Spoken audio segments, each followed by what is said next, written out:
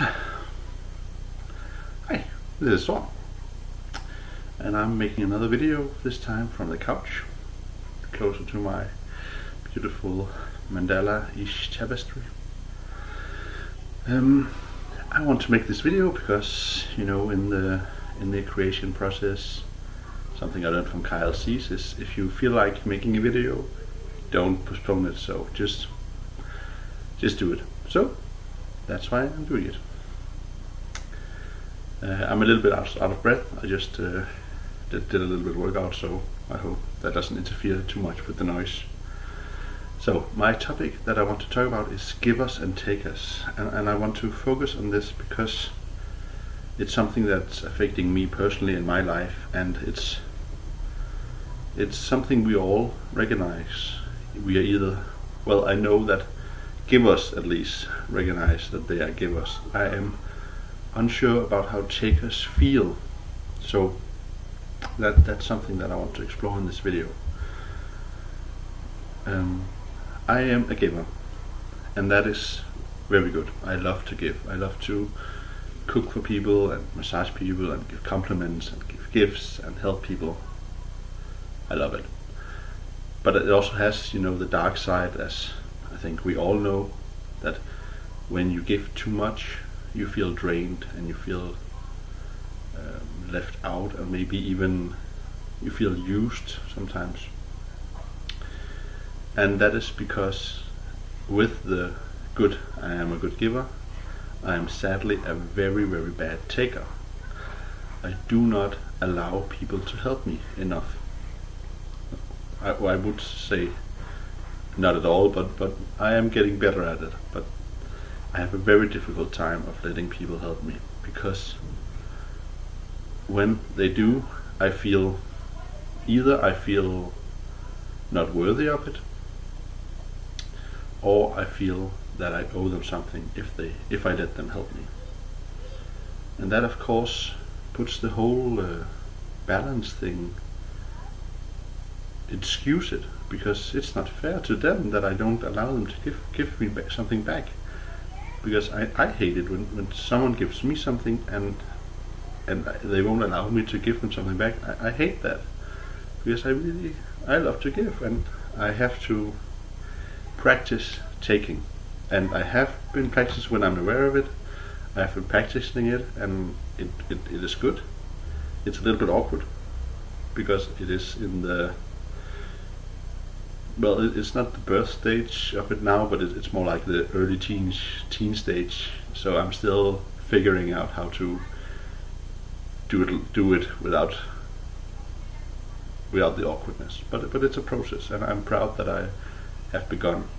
And it's also thank you to many of my friends. I have especially a couple of friends who have pushed me to take. For me, I love massaging people, and I do it a lot, as much as I can. And sometimes they massage me back, but it is rare, more rare. But I have some people say, well, now I'll massage you and just relax. And that's very nice. Nice to have them pushing me a little bit in that area. So if you're one of them, thank you. And also, well, no, I talked about that I love to give, and so other people love to give to me. Of course they do. And I am interested in what about takers? What do they feel? Do they think about, well, I take because I love to take? And is there a shadow, you could say, to let other people take? Is that their challenge?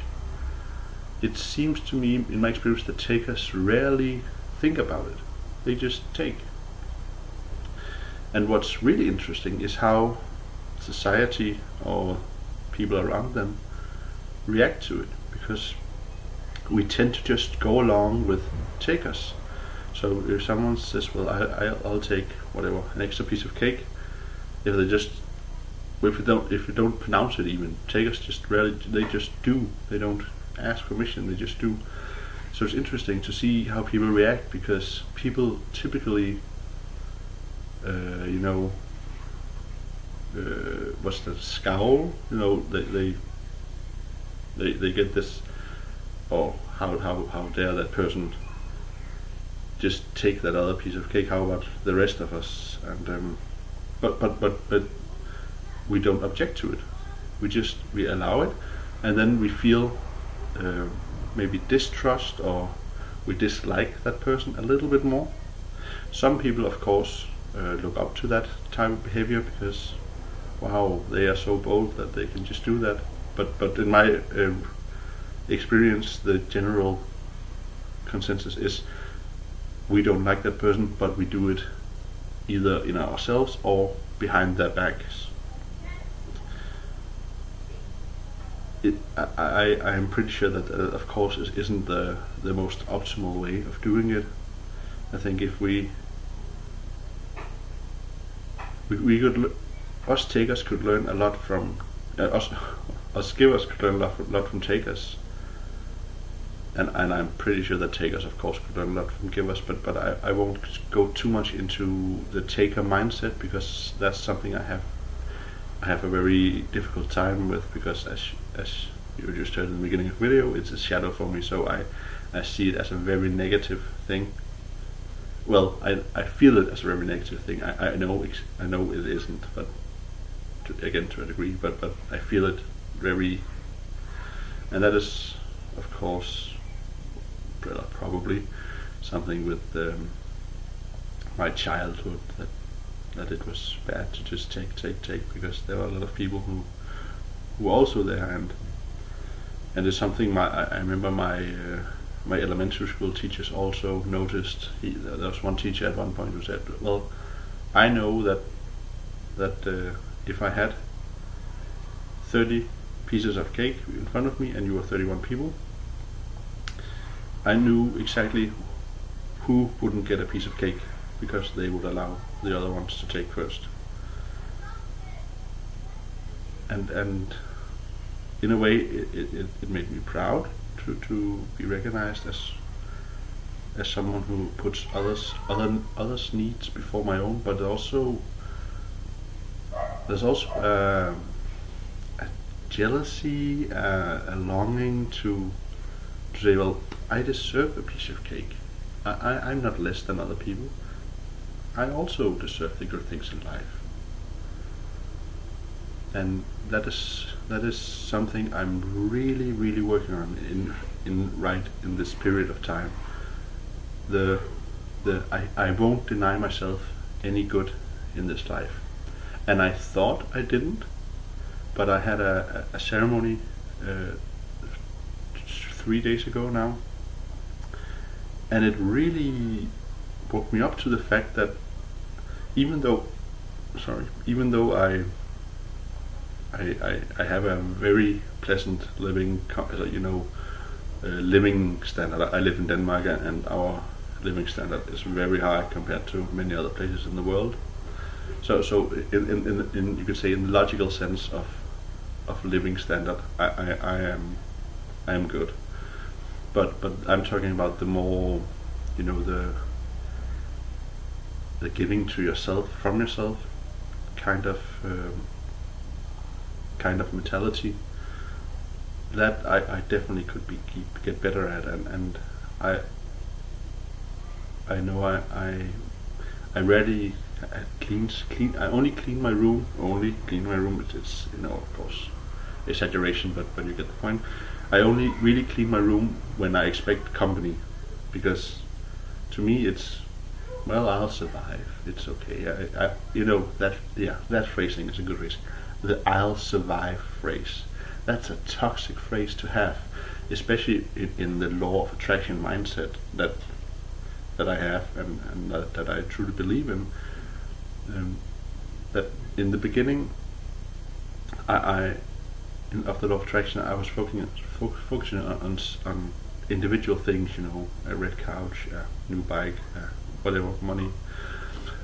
But as I progressed, as I evolved, I was focusing on more on states of being. You know, I would just want to feel happy, and that really has made it fussier, but also deeper, more difficult to grasp. But I'm sure that once it is in place, you know, the clearing of the deep down,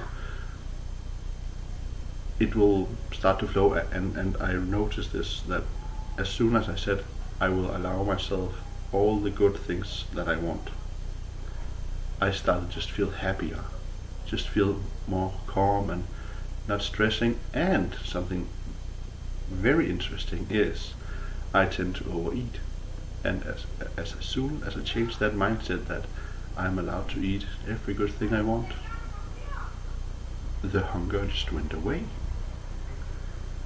And now when I look back, it of course it makes sense. It makes total sense, because before I was in, you could say, a survival, a starvation mode, because this is bad times, these are tough times. So the old body, you know, the survival system of the body, you know, the millennia old survival system says, well, if it's tough times, then we better load up on food so we can survive these tough times.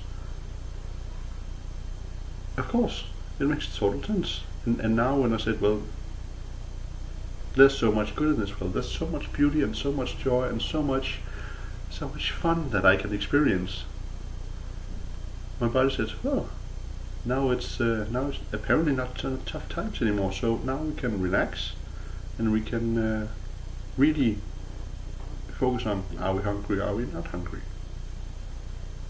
Amazing. How's that for a diet?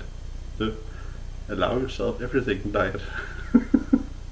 That's amazing, isn't it?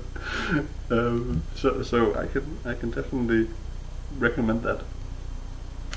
And now we reach a good video length for YouTube. So I would say thank you for watching this video and letting me share. And have a beautiful, wonderful day.